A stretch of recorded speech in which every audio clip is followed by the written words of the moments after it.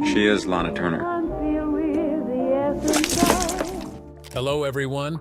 How would it sound if we told you that the sophisticated Oscar-winning LA Confidential nearly had a sitcom goofball as its star and was almost shelved due to a disastrous test screening? It seems absurd and unreal, doesn't it? Hold on tight, for there is an incredible amount of drama behind the scenes, which includes gruesome crime scenes, antique automobiles, and well-maintained scenery. Even if you believe you are familiar with LA Confidential, these 20 strange facts will cause you to reconsider your assumptions. All right, let's get started, shall we? Number 20. Kim Basinger's wig once flew off while on set. Imagine preparing to deliver one of the most intense and emotionally charged performances of your career. Dressed in the pristine glamour of a 1950s femme fatale, your every move deliberate and poised, only for your hair to betray you mid-scene. That was the unforgettable reality for Kim Basinger during the filming of LA Confidential, the 1997 neo-noir film that would go on to earn her an Academy Award for Best Supporting Actress. In one particularly dramatic scene, Basinger, fully immersed in her role as the mysterious and elegant Lynn Bracken, was walking with purpose across the set. The atmosphere was thick with tension, the lighting perfect, and the cameras rolling. But then a wind machine meant to add a little cinematic flair decided to take things to the next level. One sudden gust, stronger than anticipated, hit Basinger at just the wrong angle, and her perfectly styled wig launched into the air like a startled bird fleeing the scene. The moment felt like a slow-motion scene from a comedy. The wig didn't just fall off quietly or slump down her shoulders. No, it flew. It soared high above her head, twirling dramatically mid-air, catching the studio lights like a feathered diva making a grand exit. The crew collectively held their breath, watching it dance through the air until it landed right in front of the camera lens with uncanny precision. For a second, no one moved. Some were too stunned to react, others stifled laughter, while a few looked around wondering if they were on a hidden camera show. But the most astonishing part of it all wasn't the wig's flight path. It was Kim Basinger's reaction, or rather, her lack of one. She didn't break character. She didn't scream or cry or demand the scene be reshot in frustration. Instead, she stood there completely composed, with the kind of cool detachment her character might have shown in the face of something far more sinister. There she was, in full 1950s glamour, as her hairpiece fluttered to freedom, refusing to let the moment ruffle her. It was the kind of grace under pressure that turns bloopers into legends. Naturally, the take had to be scrapped. Hairstylists rushed to the scene, likely both mortified and amused, and within minutes the emergency protocol for runaway wigs was born. From that moment on, every appearance Basinger made in front of the camera included what the crew affectionately called Fort Knox fastenings. Her wig was pinned down so tightly that not even an earthquake could shake it loose. Crew members joked that she'd need a crowbar and a prayer just to remove it at the end of the day. One even quipped that if the film had included a car chase scene with the top down, her wig would have been the safest thing on set. And it didn't stop at the fastening. The wig itself became something of a backstage celebrity. Members of the production team started referring to it with nicknames like the Wild One or Flight 1953.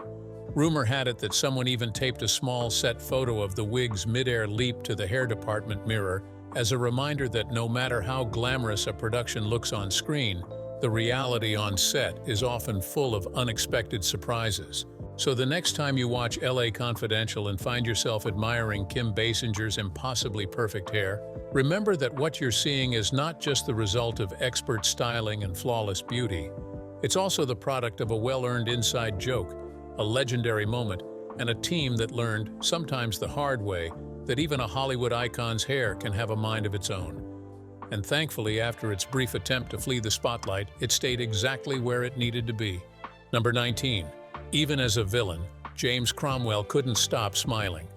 James Cromwell delivered one of the most unsettling performances in LA Confidential as Captain Dudley Smith, a man whose polished exterior masked a ruthless and deeply corrupt core. From the trailers to the chilling final acts of the film, Cromwell's portrayal came across as calculating and cold, the kind of man who could smile as he ordered something terrible. But what audiences did not know is that behind the scenes, Cromwell had a rather surprising struggle. He simply could not stop smiling, not because he did not take the role seriously, but because of his natural warmth, cheerful demeanor, and a few unexpected distractions on set, the director, Curtis Hanson, often had to rein him in. Hansen once quipped during rehearsals that Cromwell was not playing Santa Claus and needed to tuck away his cheer if the performance was to have the desired impact. Each time the camera started rolling, Cromwell would deliver his lines with precision, but somewhere between his eyes and his mouth, a grin would start to sneak in. It was never intentional. Sometimes it came from the absurdity of a scene. Other times it was simply because he enjoyed the process so much that his joy became hard to hide. One moment stood out to the entire crew. Cromwell was shooting a tense, pivotal scene where he was meant to deliver a chilling monologue about power and control. The lighting team had adjusted the angle to give him a menacing shadow across his face, but when Cromwell caught a glimpse of his reflection off a piece of glass nearby, he noticed that the lighting had made his nose appear unusually large and bent. Instead of channeling menace, he burst into laughter midway through the line. The crew tried to stay composed, but it was too late. The whole set erupted into laughter, and the scene had to be reset. What should have been a moment of intensity quickly turned into a blooper reel contender. Russell Crowe, known for his more intense and serious approach to acting, teased Cromwell about his inability to keep a straight face. He once joked that Cromwell looked less like a man about to order a killing, and more like someone preparing to carve a Thanksgiving turkey. The nickname Smiley the Villain was born soon after, and it stuck for the remainder of the production. The cast and crew found it hilarious that the man playing the darkest character in the film was also the one who kept breaking into grins and chuckles between takes. However, something odd began to happen. The blend of Cromwell's genuine kindness off camera and his disturbing character on screen started to create a layered performance. Viewers who watched the film noted that there was something especially eerie about Dudley Smith. He seemed so composed, so calm, and even fatherly at times. It was this disarming quality that made his actions even more shocking. The character could offer you tea one moment and turn on you the next without ever raising his voice. That sinister balance was partly due to Cromwell's inability to completely suppress his natural gentleness, and it worked to the film's advantage. Curtis Hanson eventually embraced it. Instead of trying to scrub out every trace of warmth, he let it bleed subtly into the performance. That choice helped elevate Captain Dudley Smith from a typical crooked cop to a truly memorable villain.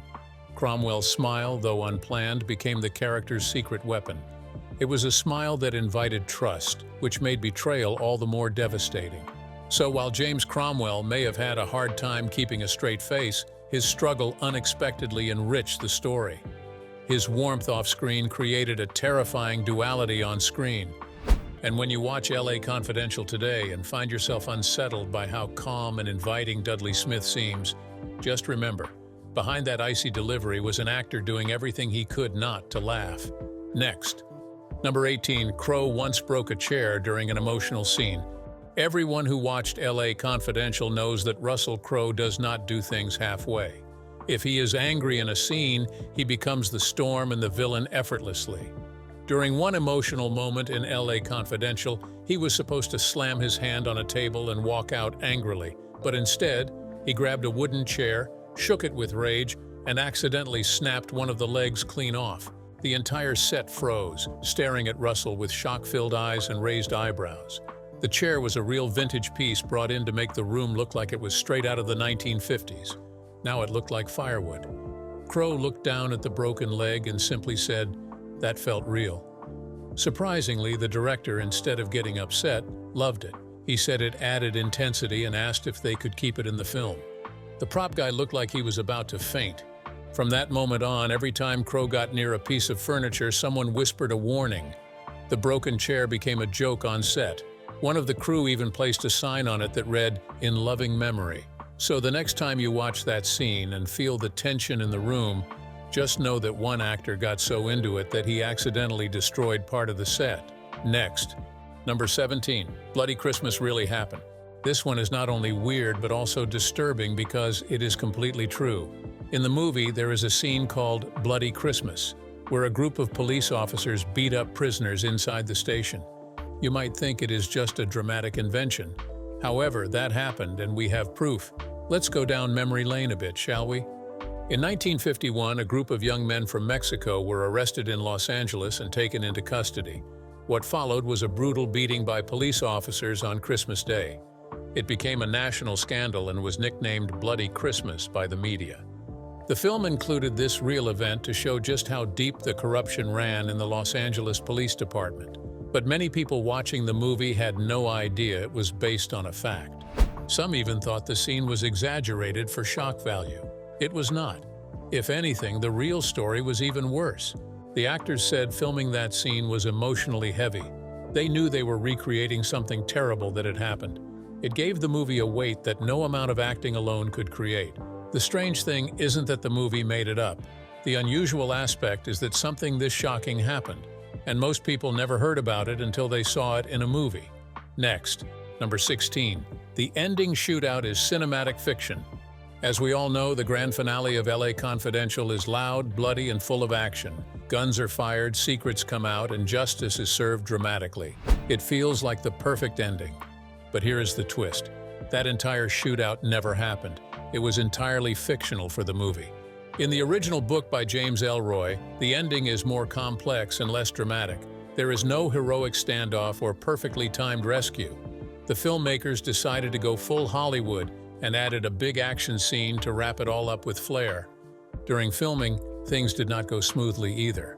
The actors had to repeat takes over and over because the special effects were acting up. The fake blood packs exploded too early. At one point, Guy Pearce ducked before the gun was even fired. Russell Crowe delivered a tough guy line while choking on fake blood. It was chaos.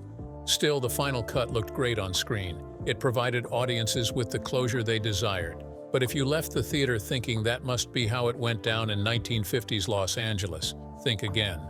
The truth is, real corruption rarely ends in a blaze of glory. It ends in silence. But movies are not about silence. They are about noise. And this ending was very loud, very cool, and 100% fiction. Does fact number 14 sound and look weird to you? Number 15. Kim Basinger won an Oscar in just 15 minutes of screen time. In a remarkable and commendable manner, Kim Basinger effortlessly pulled off the acting version of a magic trick.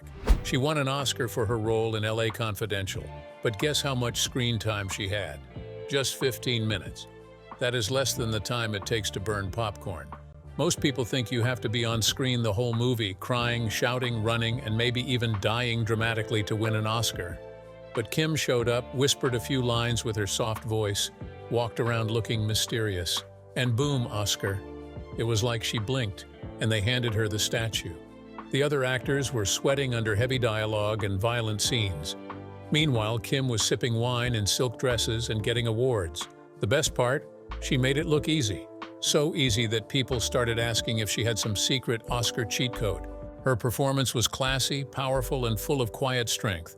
But still, the fact that she barely used up a lunch break's worth of screen time and walked away with gold, that is both impressive and hilarious, don't you agree? Next time someone tells you that less is more, just say, "Tell that to Kim Basinger. She made 15 minutes count like no one else in Hollywood." Next, number 14. The Hush Hush magazine is actually real. You would think a name like Hush Hush was made up for the movie. It sounds like a gossip sheet your nosy neighbor might hand you through a fence. But believe it or not, Hush Hush magazine was indeed a real publication. Yes, someone in the real world printed those juicy headlines and sold them for money. In the 1950s, Hush Hush was one of the loudest gossip tabloids in Hollywood. It was full of scandal, secrets, and stories that kept stars up at night.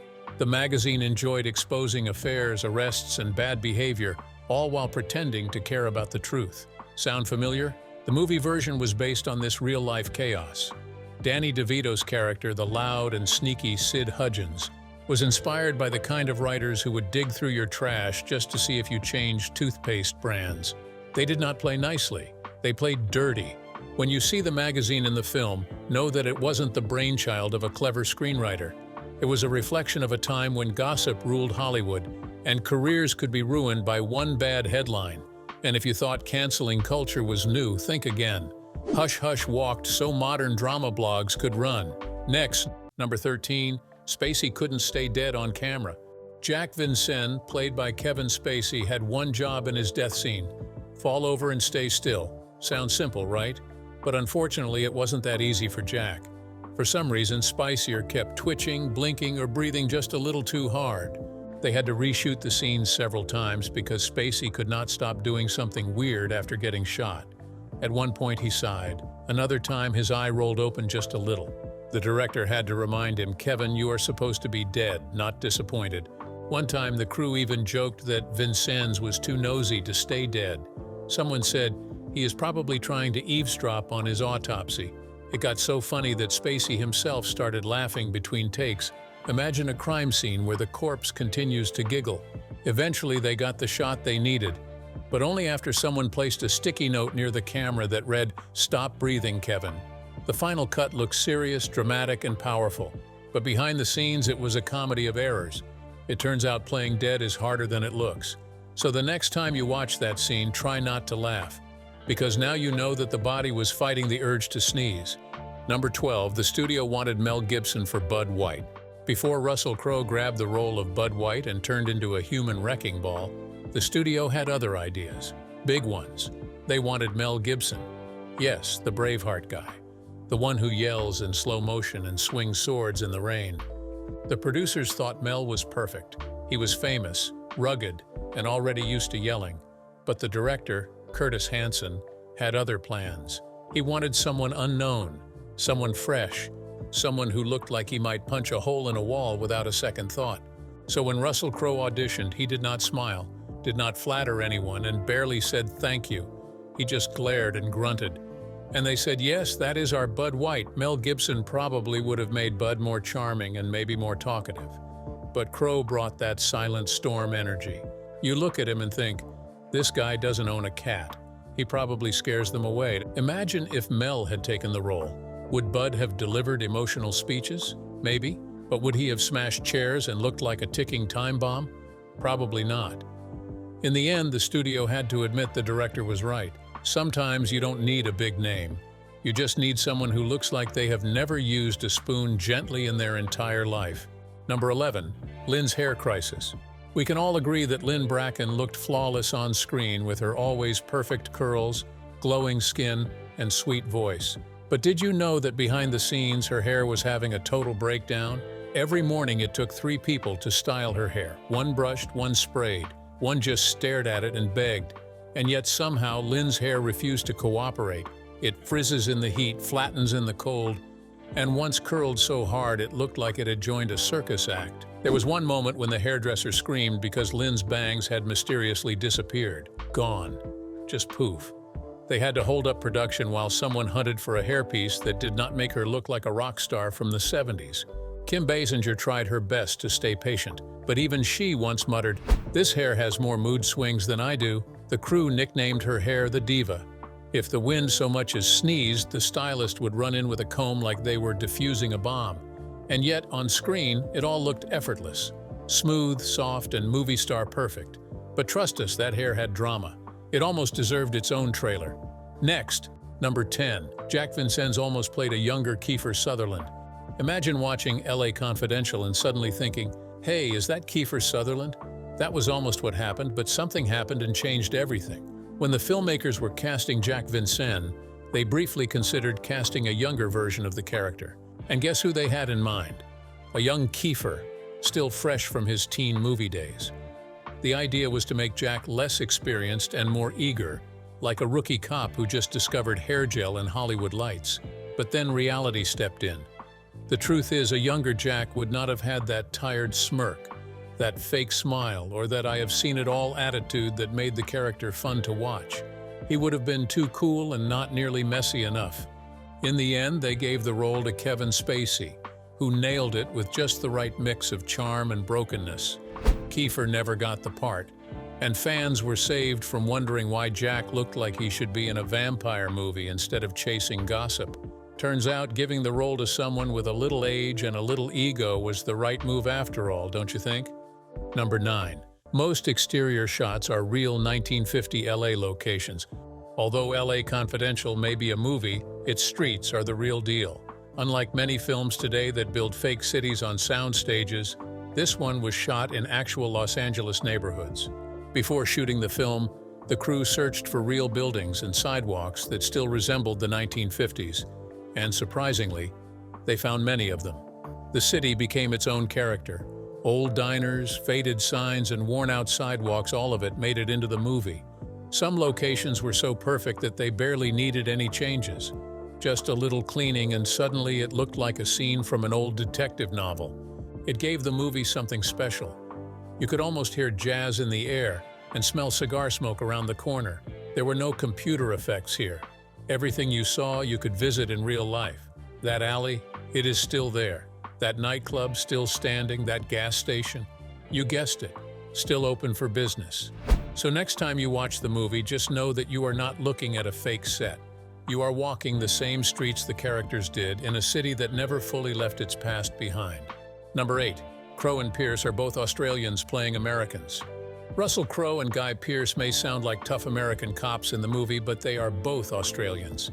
Yes, Bud White and Ed Exley are not from California at all.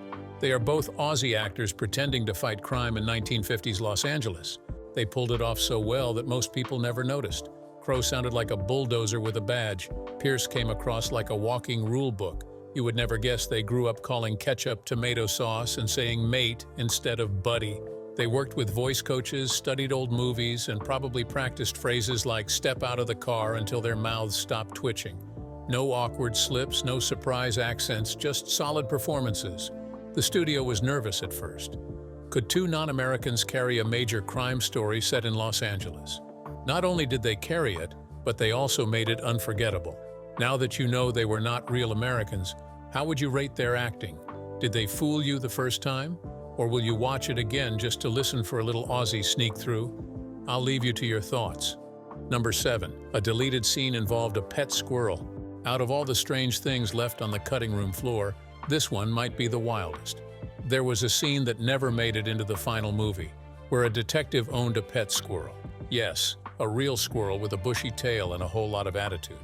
The idea was that this lonely cop talked to the squirrel like it was his best friend. He even shared snacks with it. Imagine a serious crime scene followed by a man whispering to a squirrel named Mr. Nibbles about life choices. The problem? The squirrel had no interest in acting. It ran around, climbed on people, and even made a mess in one of the prop drawers. The cast kept laughing, the crew gave up, and the whole scene was scrapped. Mr. Nibbles was sent home and was never seen again. But now that you know about him, it is hard not to picture him showing up during a serious scene and stealing the spotlight. Some deleted scenes are lost for a reason. This one was just too nuts to make the final cut. Next. Number 6. The director walked around in vintage 1950s clothes to get into the vibe. Notably, Curtis Hanson, the director of LA Confidential, did not just read about the 1950s. To the best of his ability, he lived, breathed, and expressed himself. Every single day on set, he wore clothes that looked like they came straight from that era. High pants, shiny shoes, neat shirts, even suspenders. He looked like he had just stepped out of a black and white photo. Why? Because he wanted his crew members to feel a sense of ownership over their roles. If he were directing a movie set in that time, he thought he should dress like it too. The cast and crew joked that he might start driving an old taxi next or smoking cigars on the sidewalk. His outfits even made the actors take things more seriously. If the director was going to dress like a detective from the past, then they had to step up their game too. People stood straighter, scenes felt more realistic, and the whole production captured the mood of the era. It may sound silly, but sometimes dressing the part can be helpful. Hansen looked the part and felt the part, and the movie turned out to be a classic.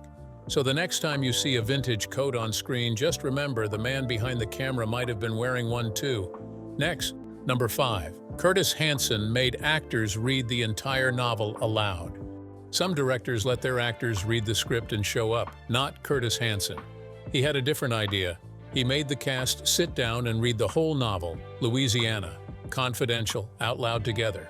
Yes, the whole thing, out loud, like story time at detective summer camp. Actors took turns reading lines, flipping pages, and trying not to laugh when someone struggled with the fancy words. It was not about practicing lines, it was about feeling the rhythm, hearing the language, and understanding the vibe of the story. This was no ordinary movie rehearsal. It was part book club, part acting class, and maybe part therapy session. Some actors said it helped them immerse themselves in the story. Others just wanted snacks. Hansen believed that hearing the novel read aloud helped the cast become immersed in the complex plot. With so many twists, turns, and shady deals, it made sense. Who knew that a movie full of crime and chaos started with a good old-fashioned read-aloud session? That is dedication, and maybe a little madness. One thing is sure, if your director starts handing out books instead of scripts, you know you are in for a bit of something different from the ordinary. Number 4, White's fierce brawl was sparked by an insult to his mother. In one of the most explosive scenes in the movie, Bud White loses his cool and starts throwing punches like he is in a bar fight during a full moon.